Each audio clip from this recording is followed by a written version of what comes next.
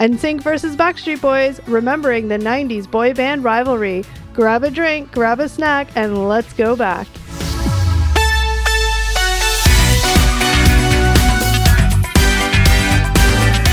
Hi guys, and welcome back to another episode of Gen X Unfiltered, the podcast. What's up, everybody? Hey. Hello. Today, Thanks for joining us. Yeah, thank you.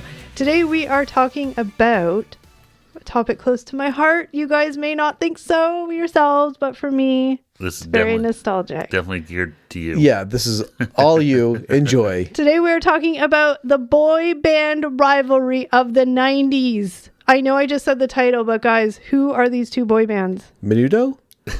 That was like the 80s. Oh, sorry. So we're talking about the two big ones, right? The two big ones from the NSYNC early, yes. and the Backstreet Boys. The Backstreet Right. Boys. I think that out there, if you were a fan of any of these boy bands, you are either a strong Backstreet Boys supporter or a strong NSYNC supporter. I feel like there's no in-betweenies. You couldn't float Definitely between seemed teams? Like I mean, you could enjoy other songs from the other group, but Yeah. like you didn't have NSYNC posters and Backstreet Boy posters up. I mean, I'm sure some of you did, but I'm just saying, generally speaking, I feel like... from what I remember, it definitely seemed like people were Yeah.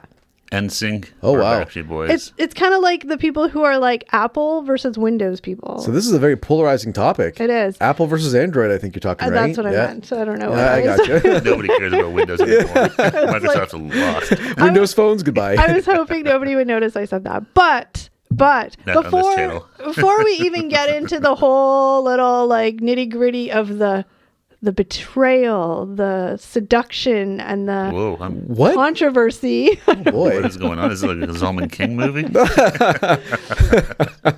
let's talk about exactly what defines a boy band. According to Wikipedia, this is what defines a boy band. Okay. A boy band, loosely defined, as a vocal group consisting of young male singers, usually in their teenage years or in early 20s at the time of formation.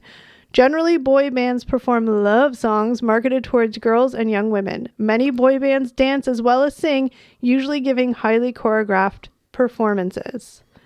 That seems like a Wow. solid description of a boy band. Double threats. Also, one of the big things is some boy bands are formed on their own, but most are created by talent managers or record producers who hold auditions. Yeah. So Yeah, that's kind of the biggest difference. I think it's one of the big critiques of the boy bands is they're Yeah. like manufactured. Yeah, They're That's not- right. Like bubblegum pop. Yeah, Yeah, but yeah, they're all Yeah. Yeah. hand selected and They're not, or again, a group of friends that come together and make music. No, I mean, yeah, you know. there's not a lot of young. I know, I remember as a kid wanting to start playing the guitar, wanting to start a band, but Yeah. I don't know anyone that was like, I'm gonna start a boy band. Maybe you should have. Now, Maybe that was That an was- untapped market. You could have been like Steve from NSYNC. you could have been so many things. I know. Ah. Another missed opportunity. I have lots of notes here, guys, because I want to make sure we have our facts straight of dates and timelines and Yeah. blah, blah, Yeah. blah, blah, blah. No, 100%. But when I was doing some research, I found this really great article that kind of summed up this whole rivalry in like way more concise than I could have. Okay. So this was an article by Tierney Breaker, June 9th, 2021, and it was an E-News article. So I'm going to be referencing that mostly just Okay. because it gives a lot of the facts and like, again, the timeline that would have taken me 8 hours to put together. Yep. No, that sounds good because So I know nothing about other than the band's names and some songs. So thank you, Tierney Breaker. I'm hoping by the end of this podcast, I will be firmly in the NSYNC or Backstreet Boys camp. Well, that's the thing. Before we're done, you have to pick a camp. Okay, And that's it. but wait, before we start though, like, okay, I know, I get it. It may not have been your most popular genre of music to listen to in the early 90s, but if you had to pick based on your limited knowledge of what you may or may not have listened to, who would you say at the time you would have thought was better? I always thought the Backstreet Boys were the bigger band. Okay, what about you? I don't know. I guess Backstreet Boys.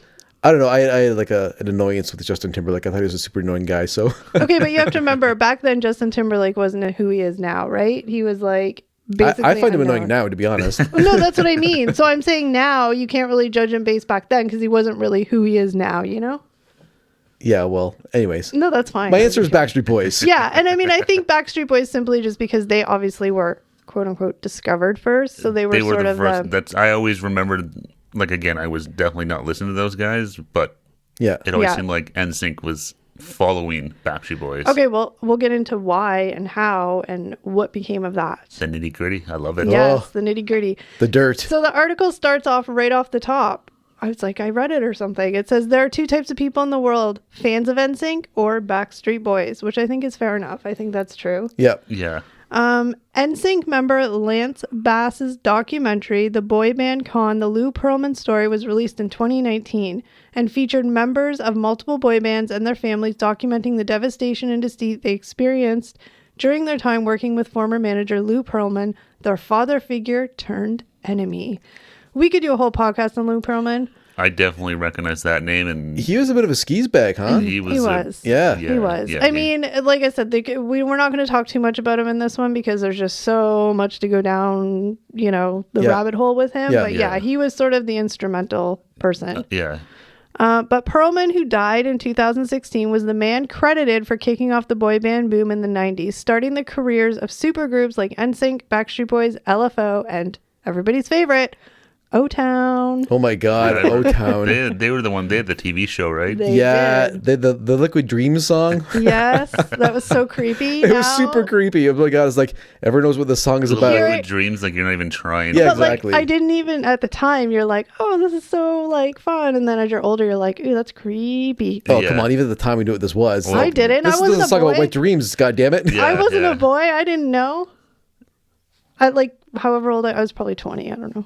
Yeah. That was like they were definitely like. Yeah, when O-Town came out, we were like late teens, early 20s. I was gonna say that was like the late '90s. Yeah, wasn't it? yeah. Maybe 2000, Yeah. somewhere Alright. around there. Anyway, sorry. But in the early 90s, it was all about NSYNC and BSB and their battle to top the pop charts, which is exactly how Pearlman wanted it. He set Oh. this up right from the start. He wanted the rivalry. The He did. mastermind, the man behind the curtain. Oh my pulling the God. strings. The And Papa to- Master. And today, with Chris Kirkpatrick admitting he was hardly a fan of BSB's AJ McLean, we couldn't help but look back on one of music's most hyped and secretly encouraged rivalries. Dun dun dun. Because they definitely seemed to have like They did. each one of them kind of was like their own sort of personality, I guess. But Yeah. then Yes. it seemed like the Backstreet Boy characters were the same. As the They NSYNC had their sort characters. of- We'll get into Yeah. that. Were they, though? Were Yeah.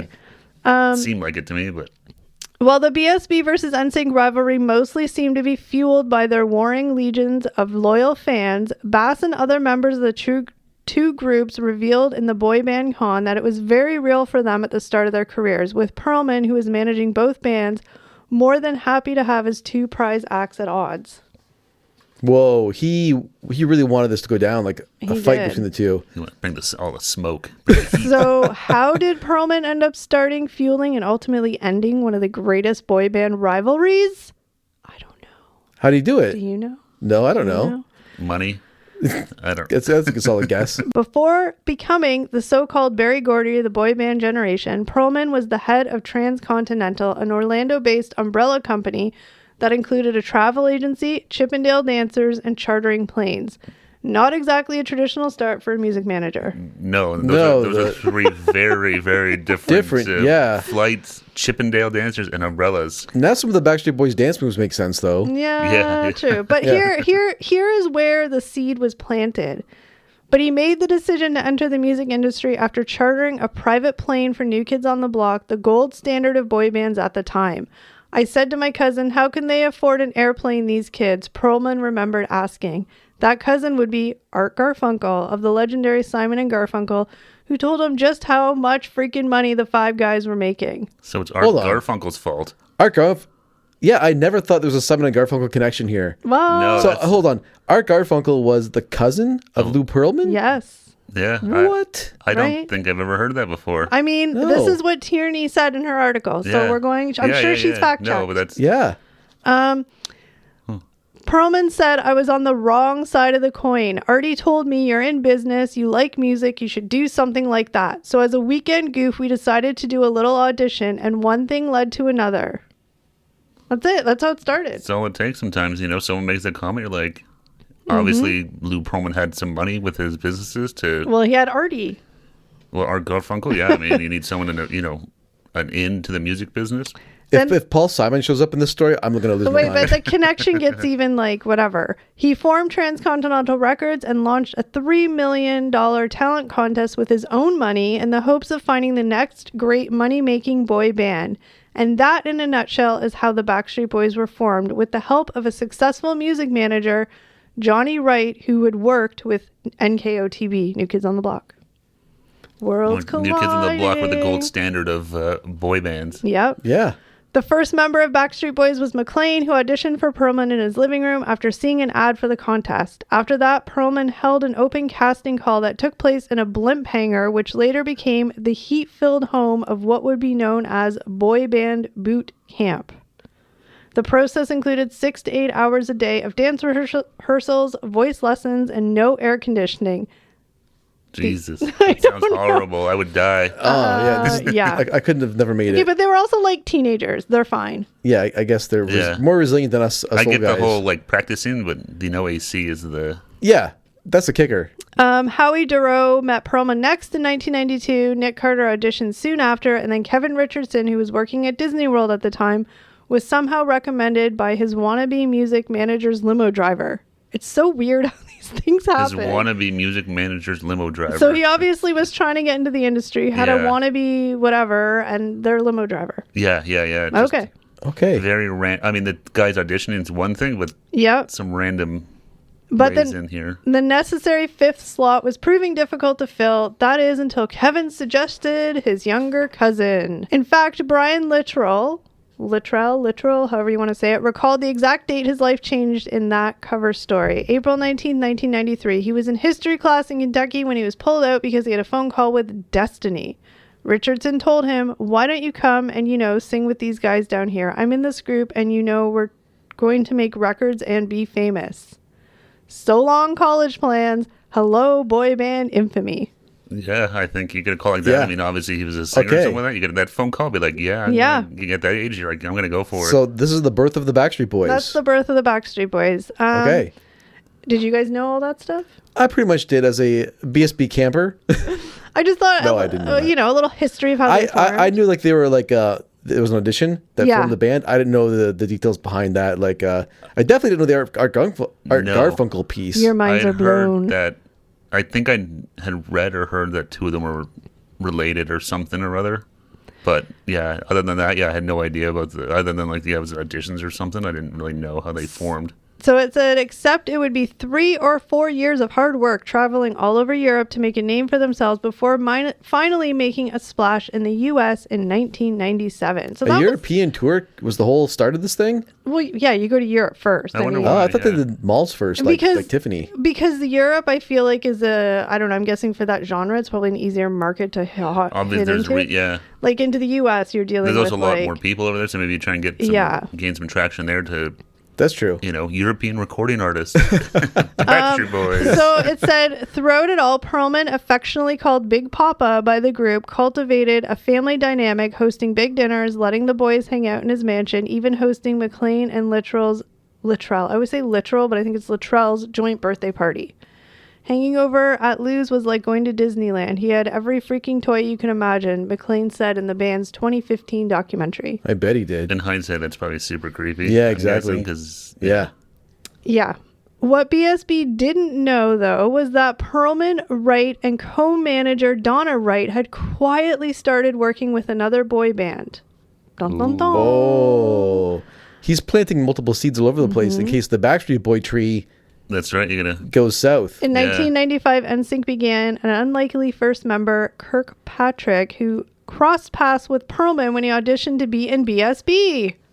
I can't hear that guy's name without thinking of the Eminem song. Yeah. Kirkpatrick? Chris Kirkpatrick? Why? What's up with the Eminem song?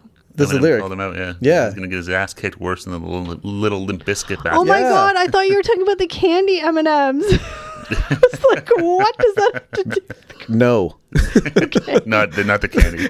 They might have had beef with him too, but I was like, why did they have beef with him? It was candy. M&Ms have always had beef with with Chris Kirkpatrick specifically. The peanut M&M, he hates him. Anyway, let's move on.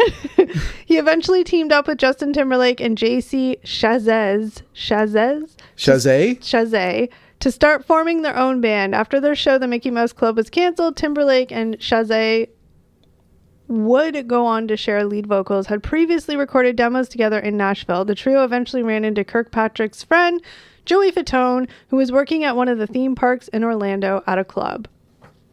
I mean, Orlando was a place to be if you wanted to be in a boy band. So. Like, working at Disney World apparently worked wonders for your singing career. Right? No kidding. Now, this is where it's a little interesting. I didn't know this, like, part, whatever. But, of course, they needed to find their fifth and final member. While they initially had Jason Galasso as their bass singer, it didn't work out, though his mark was forever left on the group as their band name came from the last initial of each member's first name. Did you know that? NSYNC? It's the last letter of each of their first names. I had no idea. I thought it was just like a pun. Like we're in sync with each other. We're NSYNC. What Yeah. I thought too. Yeah. Yeah, I had no idea. Timberlake's vocal coach suggested Bass, a 15-year-old from Mississippi who flew out to Orlando the day after his homecoming parade to audition. After agreeing to the nickname Lanston so they could keep their name, Bass was in and BSB officially had a rival. Not that they knew it at the time. But they made him have a nickname to keep Lanston. Lanston? That's so lame. I know. It's brutal. It's like, Oh we my can't just be called gosh. NSYNC. No. No. You have to have a now fake nickname so that you have an N on the end so it fits the band name. With the success of the Backstreet Boys as NSYNC, we always felt like the red-headed stepchild. We couldn't even go into the record label because the employees there didn't know we existed, Bass revealed in the Boy Band Con, adding they were referred to in documents and expense reports as B5 to keep the secrecy. And Lou did not want them to know about us just yet because he didn't want to upset the Backstreet Boys. But they were about to find out in a devastating way. Oh, no.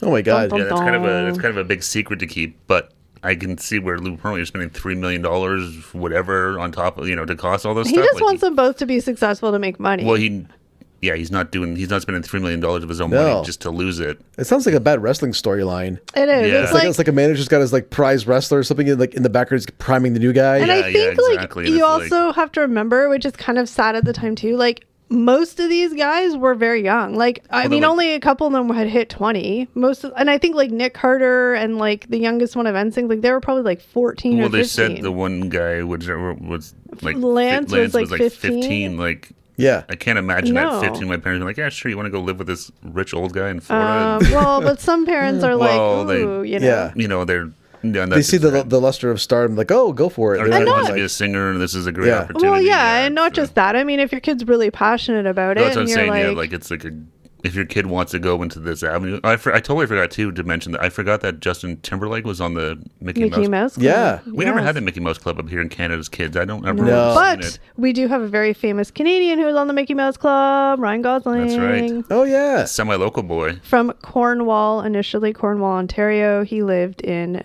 Burlington. He lived in Toronto. I don't know. He lived a bunch of places. Yeah. But he's initially from Cornwall, Ontario. Yep. Home of the famous Corn Fest. Is it? I don't know. I saw a video with him. That's right, the video, yes. of the Cornwall, I think it was a corn fest, and he's like eating corn and he's talking about it and Yeah. stuff, and he's like 9-10 years old. Yeah.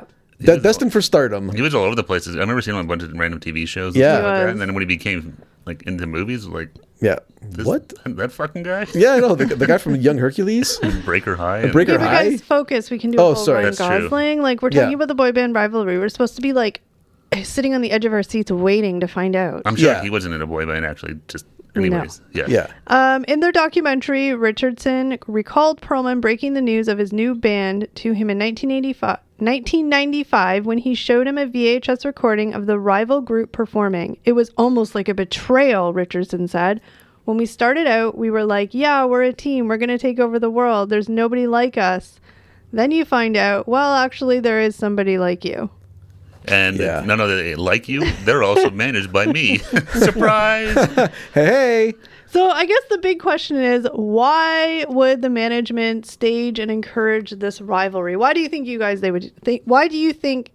why do you guys think they would do that? I think it's just money. It's all money. It's all always money. Yeah, exactly. Well- I think Lou saw dollar signs with Backstreet Boys. Is like, well, why don't I make double the cash, get a second band going? Yeah. Which I think, I'm making bank now. yeah, I mean, that's definitely it. But also they wanted the monopoly on boy bands right? Boy Yeah. band era was starting. New Yeah. Kids on the Block had just been huge. So it's like, why don't we just get as many boy bands as we can? And we control them. Yeah. We own the money Yeah. of them. New Kids are pretty much wound down by like 93, 94, I'm guessing. They're done pretty much.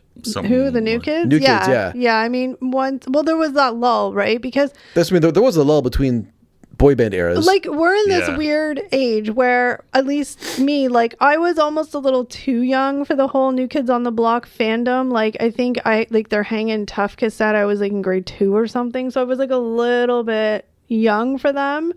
But then I was embarrassingly a little bit old for the Backstreet Boys, right? So it was like there was that gap of time when we would have been like all in on like a boy band where they just didn't really exist. No, because like my sister was she's 3 years older than me, so she was a huge New Kids on the Block fan. Yes, Like, you have some Yeah. stories about that. yeah, she We're was gonna a take- massive fan. We're going to take a quick little pause in reading the article because I feel like it's just kind of boring sometimes to read all these facts. But Steve has a really funny story about his sister being a huge New Kids on the Block fan. You're staring at me because you don't know what story.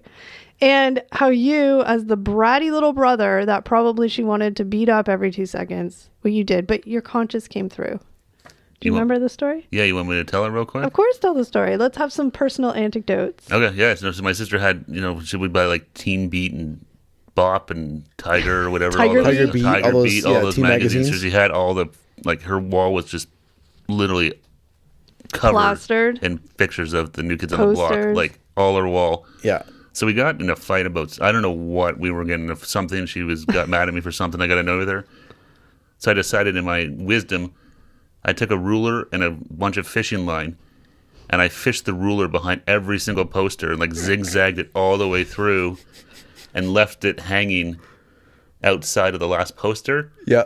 And then I don't even know if it would have worked, but then I tied it to her doorknob. Yeah. So I was like, oh, and it's super tight. So when she opened the door, it would pull out and then All the posters it would covered. rip them all in half. Yeah. But And at the last minute, I was like, so I set it all up and I was in the room. I was like, if I do this, I'm going to get in so much trouble. So I was like, so I ended up just cutting the string off and just Yeah. leaving it all there. oh my my God. that would have Yeah. been pretty epic. Like she would have raged on you. Yeah, I don't know if it would have been as disastrous as I thought. But we'll never know. But That may have been the last day of Steve. even if I had ripped one of them, we would have had a full-on fist fight, I'm sure. Oh, or yeah. something, yeah. Yeah, So- that wouldn't have ended well. No. But at least at the time, I was like, this might be... Your conscience got the yeah, best of like, you. this is probably not worth the trouble I'm going to get into for doing this with my parents. Did you ever so- tell her of your plan? I did, yeah. Yeah?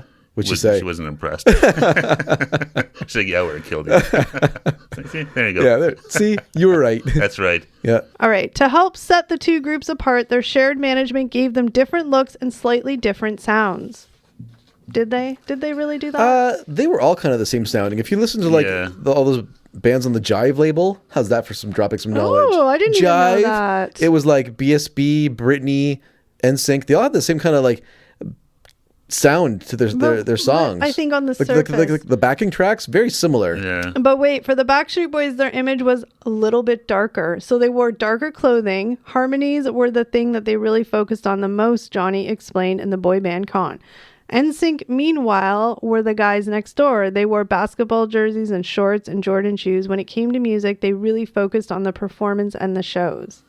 I do remember hearing or something about that NSYNC dancing was more like intense or something. Yeah, I don't But know. in terms of like the darkness of them or what, yeah, I remember that was totally lost on me as a non-fan.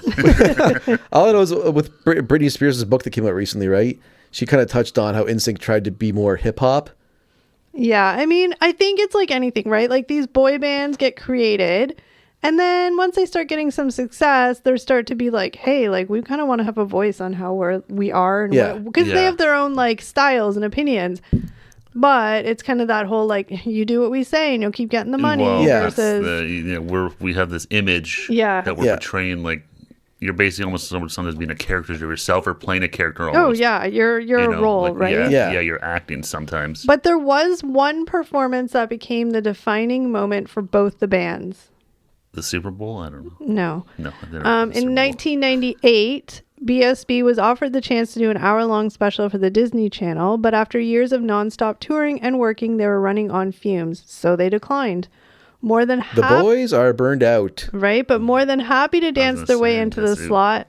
NSYNC, everything we turned down, they got, is how McLean put it in 2005. They were right on our coattails. Ooh, AJ. You're not going to turn down the prestige of a Disney concert. No one says no to the mouse. The special proved to be a breakout moment that the up-and-coming group had been waiting for. And after that, everything changed. Everything changed. It did. Well, Disney Channel was like I said, I know we didn't have that up here in Canada. At least you could watch it here. Because my friend, we used to watch the Mickey Mouse Club. Oh, okay. It was a star-making machine. Like, think about that. But that's what I'm saying. It's like, was it Nickelodeon and all that? Like, yeah, it just generated it was teen pop stuff. On the Mickey Mouse Club, you had like Britney, Christina Aguilera, Justin Timberlake, Ryan Gosling. Yeah. There was some others that aren't as like famous per se. But it was like, it was basically designed to create these teen idols, teen pop stars, teen whatever. So the ultimate goal was to do it not once but twice, Wright said, of trying to take NSYNC to the next level a la Backstreet, which worked after the Disney Channel special. I think we've done that, and obviously it caused a problem. Mm-hmm. Well, you got egos and stuff, and that's, I can see where it, For NSYNC, the underdog band that eventually overtook BSB, they seemed unfazed by the rumors of competition, at least publicly. People try to make a feud out of everything, Timberlake told Rolling Stone, and we didn't see it like that. Bull crap. I call bull crap on that. Well, if you're the underdog, it's a little different versus, when you're the scrappy young upstart, you're just going to take everything as like an opportunity. But if you're the Backstreet Boys who are the bigger band, then you start to look at them as a threat. And that's exactly it. They look at, sort of look at two different sides of that coin. Well, and that's exactly it. The Backstreet Boys were not happy with NSYNC, Donna Wright said. They weren't happy with Perlman because he put another band together to compete with them. Whereas NSYNC's like, sweet, let's ride on these coattails and get for them, what we everything's an opportunity. No, exactly. So they're like, this is great. Whereas for the Backstreet Boys, like, what the hell are these guys do? And the fact that they're produced by the same guy that's your man, like, it seems like a conflict. A massive one, yeah. Where Lou Pearlman is just back and I collect all of the money. Gets all the money, exactly. Now, there's always turmoil between these groups and people, whatever. But I think the Backstreet Boy member who felt the most betrayed by Perlman was Kevin Richardson, who especially viewed the producer as a parental figure after he had recently lost his father to cancer. And that's the thing, though, because a lot of the time that they're so young. They're young. They leave from home. Yeah, they're.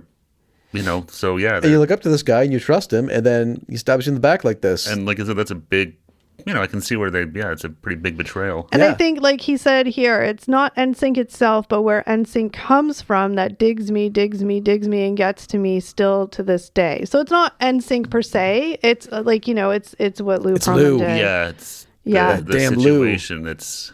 Yeah, it's, Oh, Big Papa, whatever they call him. Papa, what do they call him? Papa what? Big Papa, wasn't it? Papa P? I can't remember. Whatever. But yeah, like I can see where it's like, doesn't matter what NSYNC did, the way they were. Yeah. They're going to have some ill will. Yeah. No matter what. Well, part of Perlman's strategy was taken straight from the hallway of your average middle school. He would complain about BSP to NSYNC and vice versa, turning them against each other with lies about diva behavior, with Kirkpatrick saying, if I were the Backstreet Boys, I would have hated us too.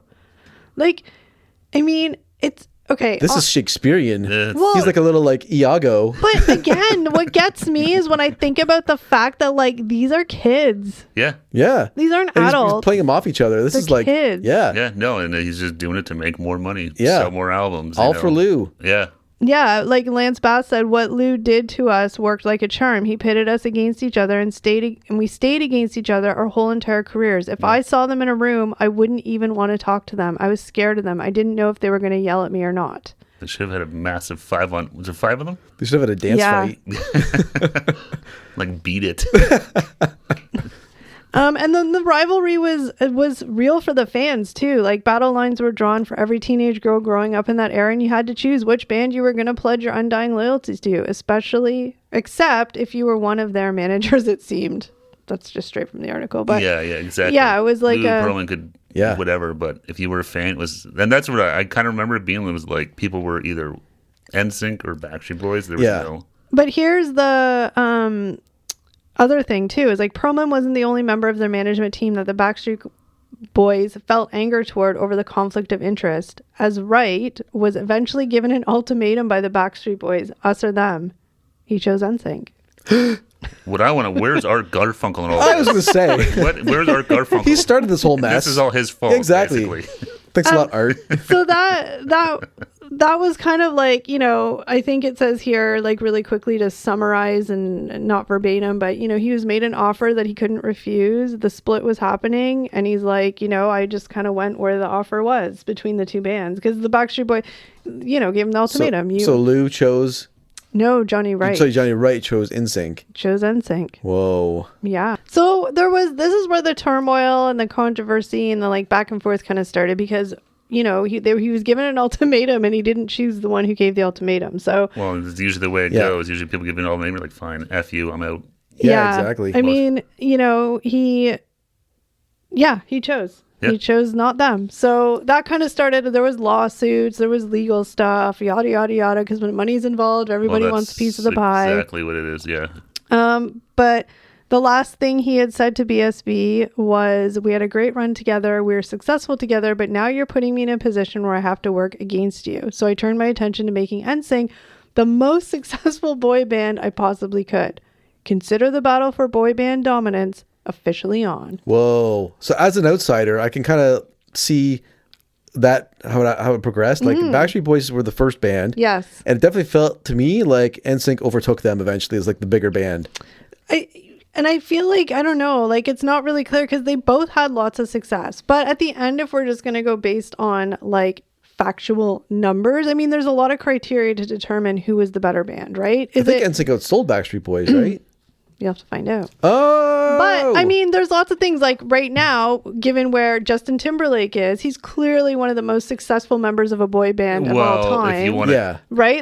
if you want to go down that route to look at like individual, there's a lot of members and so on, criteria. that's a whole other. Yeah. But in terms of the groups, it did seem like whenever that "It's Gonna Be Me" song, that song with they're like puppets. That's kind and of the music video seemed like so they kind of surpassed it. You're right. That's really, it seemed like they became they were the big band, and then Backstreet Boys were kind of on the downswing at that point. And then they kind of disappeared. You guys, I got it. Okay, I got it. You guys got the notes.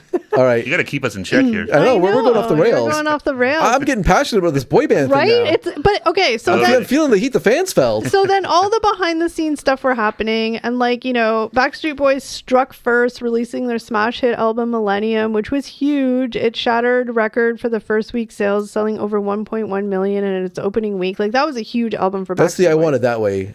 Yeah. Album, So I was right? going to ask what songs were on that one, because I was trying to figure out where we are in the. But this is also when stuff was happening behind the scenes with Lou Pearlman and the boy bands being like, "Hey Lou, where my cash?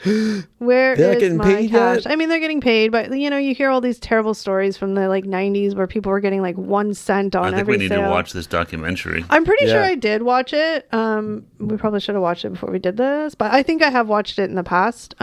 There's a couple of them. I think we all watched it, didn't we? I watched the Backstreet Boy one, but this one is one that was actually made by Lance Bass. He produced it, and it's kind of more... Lanston?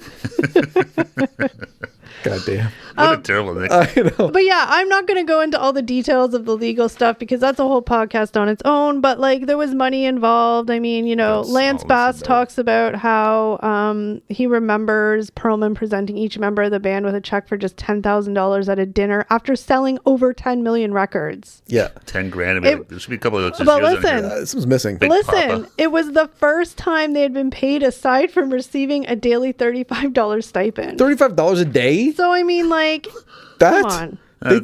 They dealt with a lot of BS to be in BSB. But again, BSB. that was NSYNC. But again, remember. Did you hear Steve's pun? Yes, I did. But you guys, you're unfocusing me. Oh, sorry. I'm just kidding. But no, that is insane. $30 a day per diem. Yeah. And that's the thing, though. Again, you have to remember these are kids. So, what? And that's the thing. A piece of shit like Lou Pearlman. Yeah. He's ripping these guys off. Has no problem taking whatever he can get. And So there was lots of stuff between all that, lawyer stuff, lawsuits that went on for years and years and years and years and years and all that kind of stuff. But yeah, I can see why. Lou Pearlman was definitely not great. Oh, Lou looks out for Lou. Yeah. And they actually got emancipated from Lou Pearlman in 1999. They're like, bye, NSYNC said bye, Was he bye, their bye. parent? I was gonna say. Well, I think from being the management, Like legal guardian? No, like the talent manager, right? Okay. Like he signed Okay, yeah, contracts, yeah. right? So Yeah. they just use the word emancipated, but it's like, oh wait, I just read this. It makes so much sense.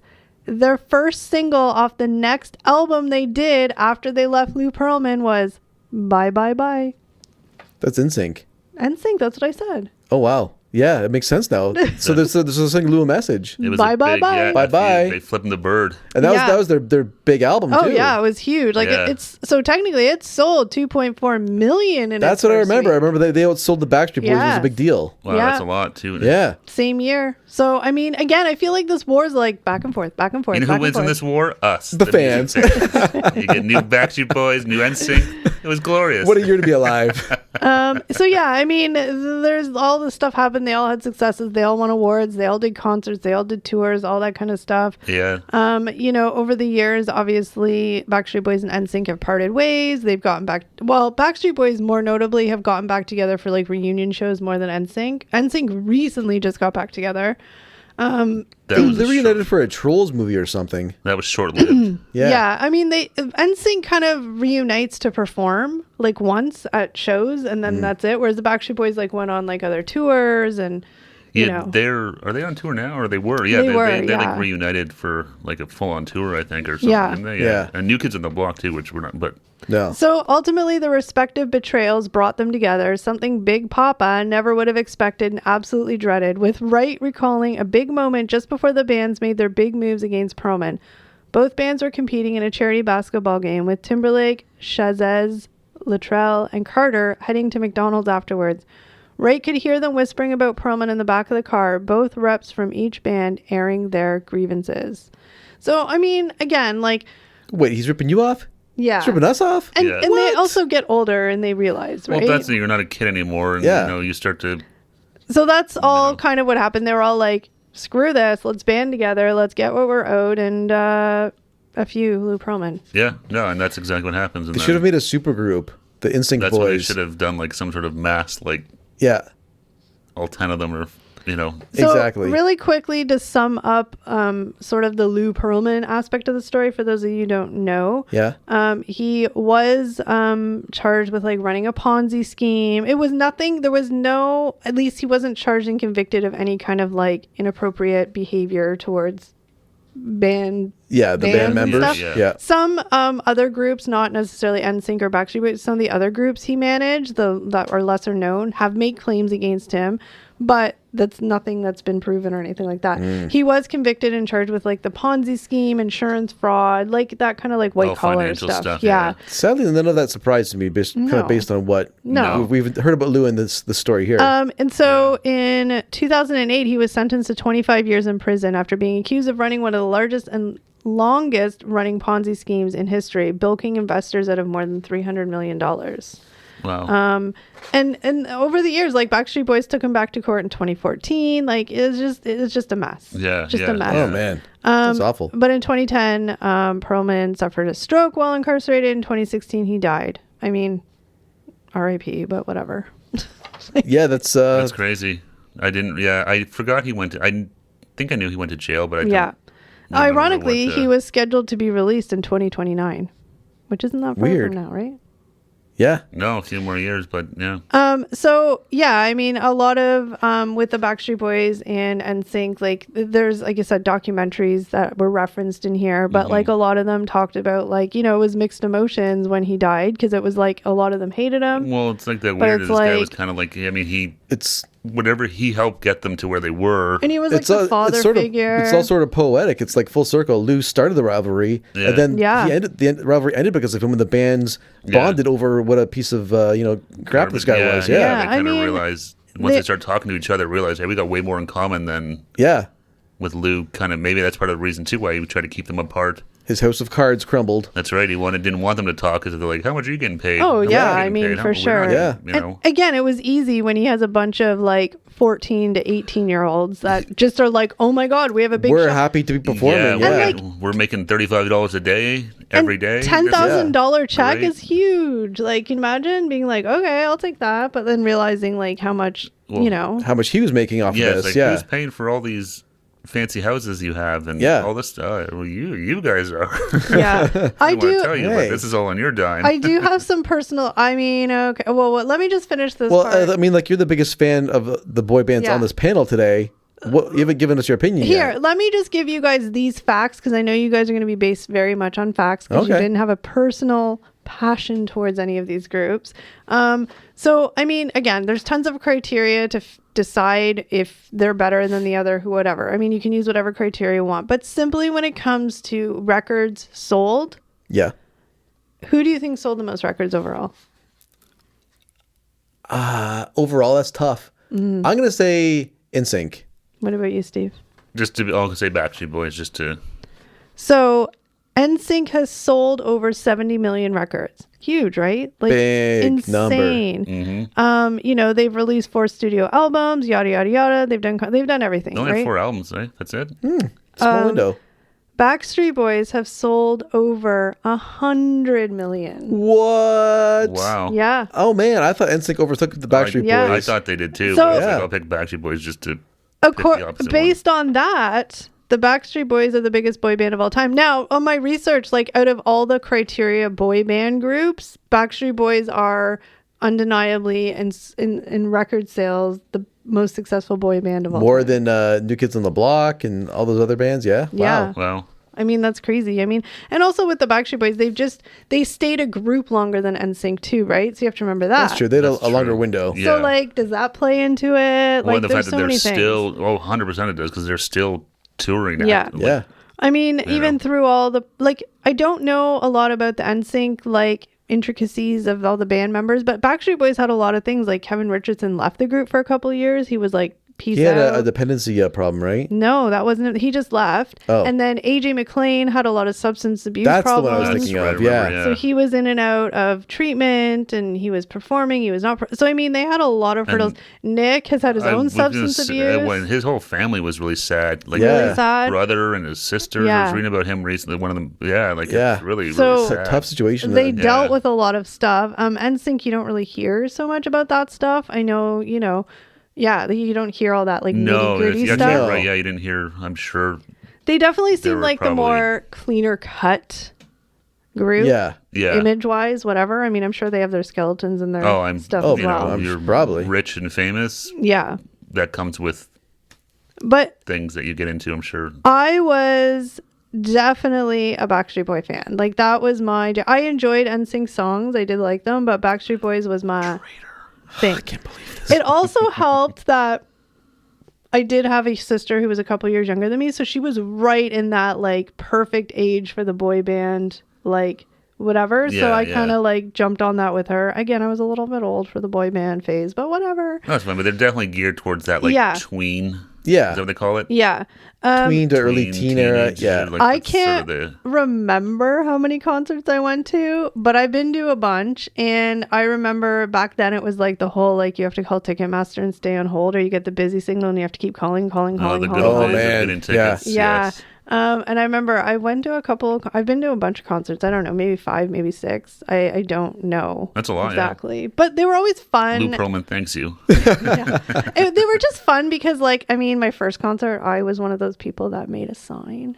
Oh no. I did. Was it like "Marry Me, Nick" or something like that? I even remember what I wore. Was it a Hulkamania sign? No, I even remember what I wore to the first Backstreet Boy concert. I wore my Aikido overalls.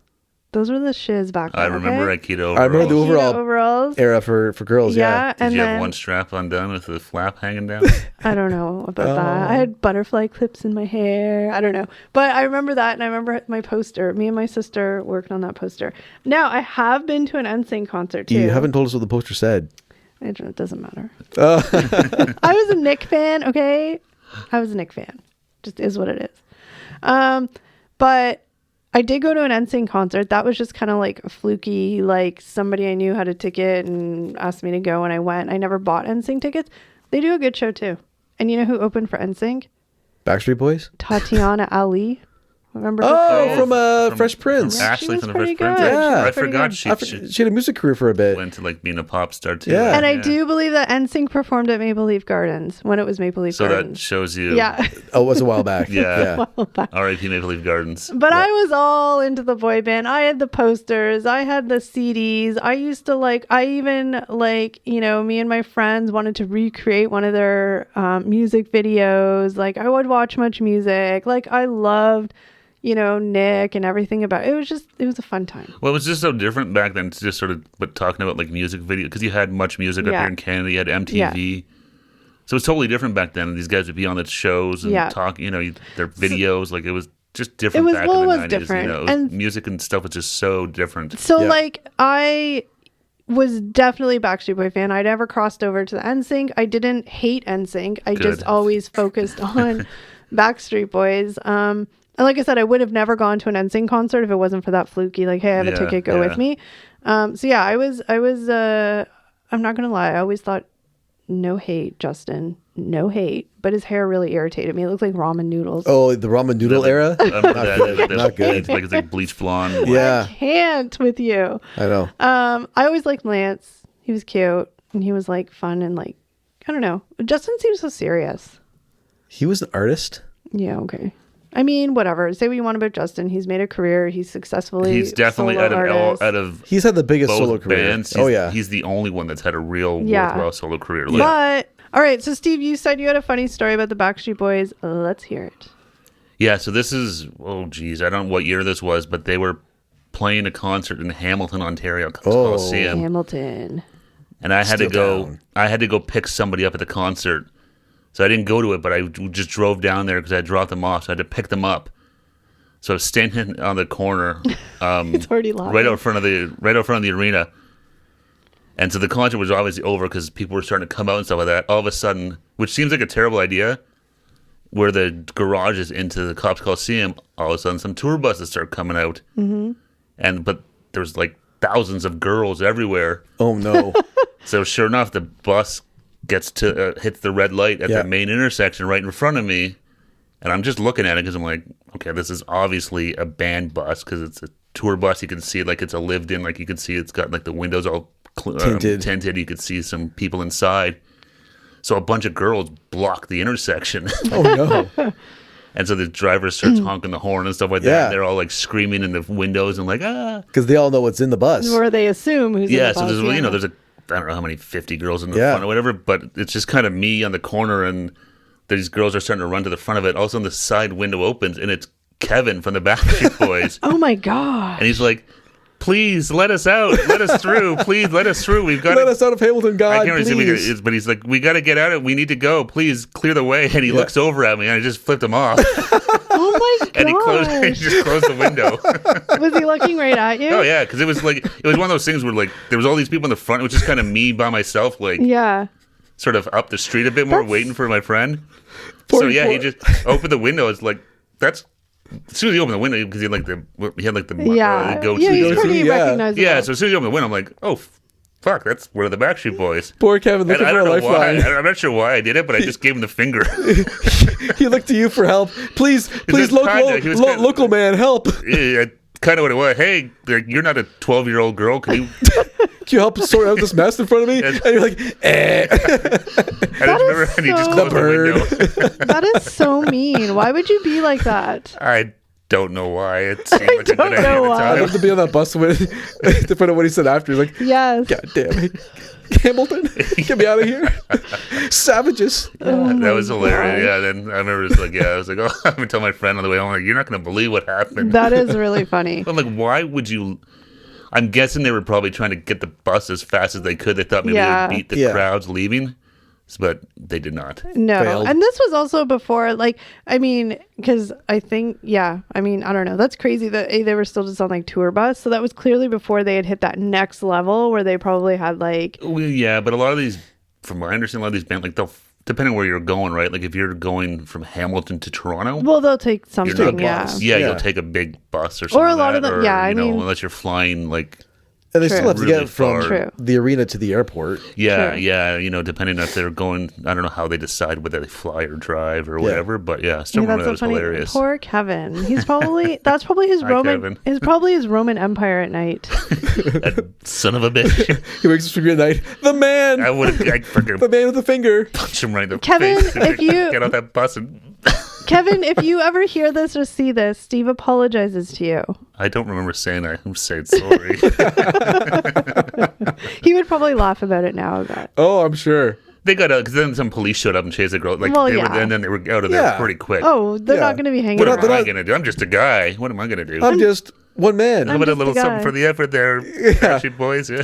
But I feel He's like like, I made $35 today. I feel like we should I also did more than that. I feel like we should also disclaim the fact, like, I feel bad for this episode because Eric was clearly not a boy band fan. And No, Eric- I mean, like, you can't, yeah, you couldn't avoid them. They're no, everywhere. but No, I'm just that's- saying, they and you were. didn't have a sister, so you No, I didn't didn't. have the boy band infiltrate your house, so to speak. No, not really. I mean, like, obviously at school and stuff, like, I knew about the bands and saw, like, the different camps between girls and who they liked. I'm gonna spill a little Eric tea, and he's gonna get so mad at me. Oh, this podcast is over. Eric was No. on that tour bus, wasn't he? No, He no. was with Kevin. Don't listen to them, No. Kevin. Kevin, that's I- Steve. He's a bad man. If Close the window. If you were on that tour bus, I'd be jealous. No, but I feel like Eric knows where this is going. I have no idea where this is going. I Okay. am not So sure either. Eric was a fan of a quote unquote boy band, a Canadian boy band. Oh, This is about Backstreet Boys and NSYNC. Eric was a secret, not so secret fan of the Canadian trio group, the Moffats, which was Canada's Hanson. They had one song I thought was catchy. The Girl in My Dreams, was that the song? No, what the hell's that song? Or was that what was Hanson? the? I told Eric knows it. I forget the Moffats. Mbop. No. So Hanson. for those that don't know, who've never I heard was of the going to say Moffats, for anyone, they're the Oh, it was Bang Bang Boom. That song. gosh. I remember it now. they're the Canadian Moffats, They were- basically. Yeah. Or Five? Hanson. there were 5 brothers. They're the No, three. Only 3 of them. Yeah, they're the Canadian Hanson. Oh, I thought there was more than No. 3 of them. Oh, No, okay. no, they're the Canadian Hanson. Yeah. But they're definitely there were a bunch of brothers that were singers. Bang Bang Boom. Yeah, that was the song. I thought it was catchy at the time. Okay. It was on one CD. Oh my god, the things you can't live down. I was gonna say, was it like I don't even know how that it was on like a. I had like a- I had a made mix or CD I made. something like that. Because back in the day we had to make mixed CDs. That was on a mixed CD. So It was. funny. Oh, I miss mix CDs. Bang Bang Yeah. Boom. Shout out to the Moffats. I mean, a Canadian. I wonder what happened to them. I'm gonna have to do some I research have on them. no idea. Yeah, I do remember going to Hamilton to see them in Walmart. You saw the Moffats? I don't know if I saw them, but at they were Walmart. at the Walmart Plaza. Oh man. Look, I was Shout out to okay. Hamilton. This podcast was like, oh, this is gonna be a nice nostalgic memory lane. Now it's just really kind of embarrassing. I really me. thought we were gonna be laser focused on this podcast on the topic, but No. we kind of went off the rails. I a mean, bit. I think the great debate of NSYNC or Backstreet Boys. Me personally, I think Backstreet Boys was the more successful band. Like, you know, not counting what people have done solo, like that doesn't count, I don't think. But as a band, I feel like Backstreet Boys, you know, they sold the most records right there. Well, I think that's the only real way Right to there. gauge them. Like, because you can't like. I think Who was the better unfortunately, singers? I don't know. unfortunately know. for NSYNC, they were always just a little bit in their shadow.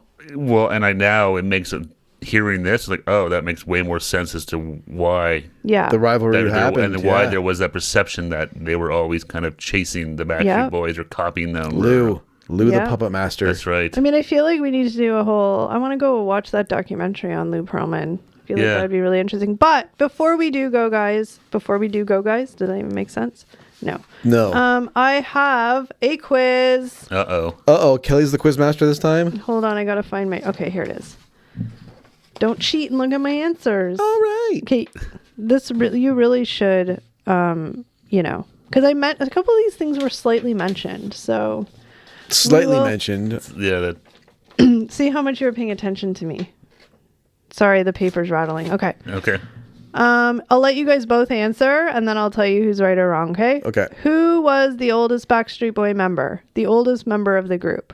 It was Kevin, right? I don't know, Eric. Who was it? I'm gonna say Real answer, not just say something that you think is funny. Kevin. Yes, Kevin was the oldest. Yeah, because you said something about. See, you were listening. Awesome. Who was the oldest? I just copied Steve's answer. You're going to answer first. Who is the oldest NSYNC member? Ooh, the oldest NSYNC member? Mm-hmm. I think it was Chris Kirkpatrick. Steve. I'm blanking on their names. I'll say Lance, Justin, JC. I'll say Joey. We forgot about Joey. Nah, was it JC? No, it was Chris Kirkpatrick. Oh, man. 2 for 2. So those were kind of easy, but... Is that the whole quiz? No, I have 2 more. Oh. How many... Okay, listen to the question carefully. How many number 1 of the Billboard, number 1, on the Billboard top hits did Backstreet Boys have over their career? So how many number 1s on Billboard did the Backstreet Boys have over the span of their career? Number 1 songs? Yeah. Can you give me multiple choice? No, I don't need the names of the songs. I just want the number. Yeah, I'll pick a number out of the sky. I'm going to say 3. Steve? 5. Oddly enough, the Backstreet Boys have never reached a number 1 single in their career. Their highest position was number 2. Not even Backstreet's Back? No. All right. No. How many number 1 hits did NSYNC have, Steve? 2. Eric?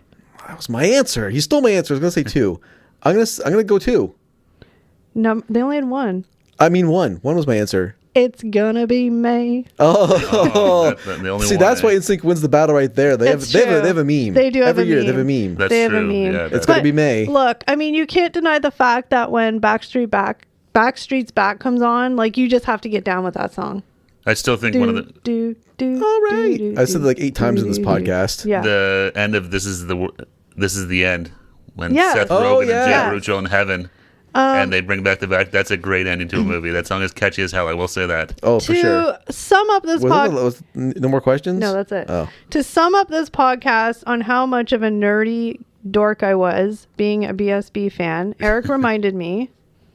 Oh, yeah. my- Speaking of embarrassing stories That's from right. back in the day. Yes, So remember, like, we were the generation where we were like teenagers or early teens when the whole like email internet phase kicked Yeah. that crazy thing back then. Yeah, We didn't- email was new when we were in high school. Yeah. Yeah, it was new. And my first Hotmail address was Backstreet Boy related.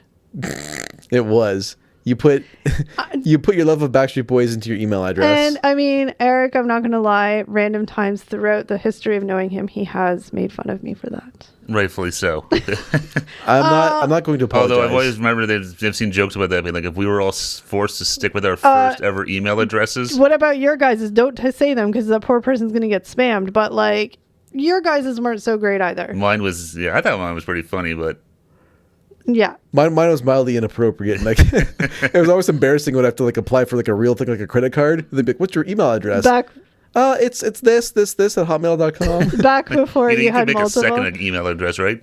No, No, I'm sticking with I this. mean, Steve's had I'm in it to win it. Steve's had the number 69 in it. Eric had things that you could sit on and hurt yourself. Like, it was just a mess. It was just a mess. The wild days of the internet. Oh boy. But hopefully you guys enjoyed this podcast. I know it was a lot of like factual, That historical was a lot of stuff. fun. It's fun to talk about this stuff. It is. Definitely a lot of stuff that I'd never heard before, so I wouldn't want to watch this documentary. I know we should go do that. But you guys comment on this video or this podcast, however you're watching it, and let us know who your choice is. Yes. NSYNC or Backstreet Boys. Are you team Backstreet Boys like the cool kids? Or are you team NSYNC like the followers? Or throw us a curveball and go 90 degrees. Well, I mean, O-Town fan. Liquid dreams for life. it's so creepy. I still suffer from them. Anywho, with that being said, we thank you guys so much for listening and watching. We really appreciate you. And until next time, guys, bye. Take care, everybody. We'll see you in the next one.